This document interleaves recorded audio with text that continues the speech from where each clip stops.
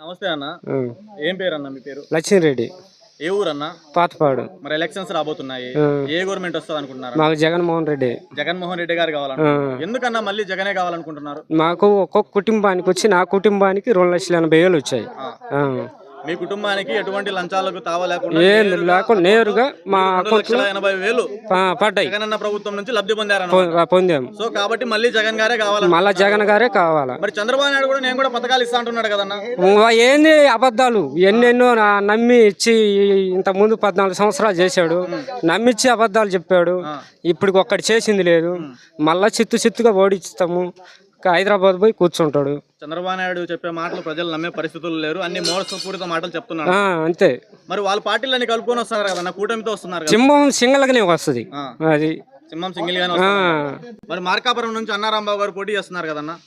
భారీ మెజార్టీతో గెలుస్తాడు. భారీ మెజారిటీతో అన్నారాంబాబు